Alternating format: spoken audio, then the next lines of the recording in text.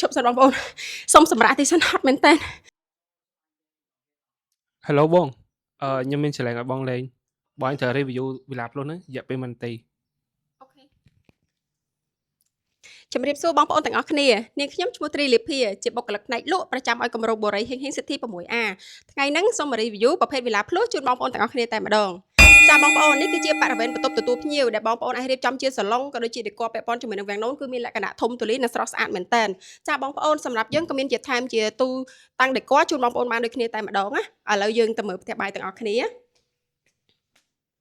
ចាបងប្អូនសម្រាប់ទីនេះបងអាចរៀបចំជាតុទទួលទានអាហារសម្រាប់ជួបជុំគ្រួសារគឺមានលក្ខណៈធំទូលាយនិងស្រស់ស្អាតមែនតើបងហើយយើងថែមជា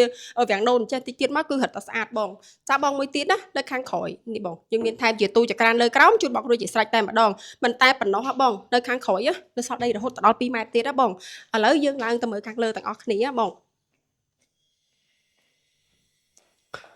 អូបងប្អូនផ្លេចបច្ចៈនៅខាងក្រោមយើងមានជាបន្ទប់ទឹកជូនបងមួយក៏ដូចជាឃ្លាំងជូនបងតែម្ដងហ្នឹងចាបងបើតែប៉ុណ្ណោះចដៅគឺមានលក្ខណៈធំទូលាយនិងងាយស្រួលឡើងចុះហើយយើងមានជាប្រកាន់ដៃដែលបងងាយស្រួលនៅក្នុងការតោងឡើងតែម្ដងហ៎បងចាបងហើយមួយទៀតហ៎បងមើលអូយយើងមានប្រអួយធំទូលាយបងគឺគ្រប់ជាន់តែម្ដងបង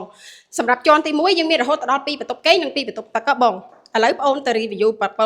មេកូសាជូនបងសិនណាវ៉ាវមានលក្ខណៈធំទូលាយនិងស្រស់ស្អាតមែនតើបើសិនជាបងប្អូនធ្វើការដេក័ររៀបចំបែបនេះគឺកាន់តែស្រស់ស្អាតតែម្ដងហ៎បងចាបងទីនេះយើងមានថែមជាវេរណ្ដាជូនបងដូចគ្នាបងអាចចេញចូលដើម្បីធ្វើការស្រូបយកខ្យល់អាកាសបរិសុទ្ធទាំងព្រឹកទាំងពេលល្ងាចគឺស្រស់ស្អាតមែនតើបងហើយយើងមានជាបន្ទប់ទឹកជូនបងនៅក្នុងជាន់នេះដូចគ្នាតែម្ដងហ៎បង